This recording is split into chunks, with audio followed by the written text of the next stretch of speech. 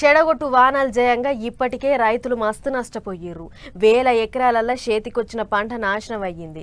అట్లా కోతకొచ్చిన పంట గాలివానకు అడ్డం పడి కొంత నష్టమైతే తిప్పలవాడి మార్కెట్కు తెస్తే కొనేటోళ్ళు లేక ఈగింత నష్టం. గిట్ల మా బాధలు పట్టించుకునేటోళ్లే లేరని కోపానికి వచ్చిన రైతులు సూర్యాపేట జిల్లాల పండించిన పంటను రోడ్డు మీద పోసిర్రు. ఇక చూడుర్రి రైతుల తిప్పలు ఎట్లున్నాయో. అయ్యో, రైతులకు ఎంత తిప్పలొచ్చింది చూడుర్రి. వడ్ల కాంటాలు వేస్తలేరని ఏకంగా ధాన్యానికే నిప్పు పెట్టిర్రు. సూర్యాపేటకెంచి దంతాలపల్లి పోయే తోవల అన్నదాతలంతా గిట్ల జంగ్లేపి ఎక్కడ బండ్లను అక్కడనే ఆపేసిర్రు.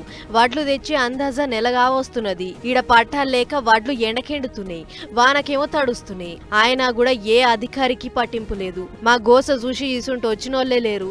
వడ్లను కాంటాలేసినోళ్ళు లేరని గరమై గింత పనిచేసిర్రు. రోడ్డును పురాగా బంద్ చేసి కంపమండలు అడ్డమేసి ధర్నా చేసిర్రు.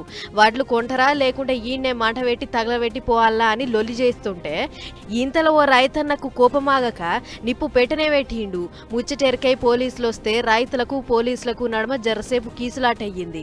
ఆయన కూడా వడ్లు కొనేదాకా ఈ నుంచి కదిలే ముచ్చటే లేదని పట్టుబట్టిర్రు రైతులు. కావాలన్నా మాకు ఏం లేదు, మా వడ్లు పండించిన పంట పోవాలి మిల్లుకు. గాలికి వస్తే ఆయన కాళ్ళు ఇరిగి ఇంట్లో కూర్చుండు.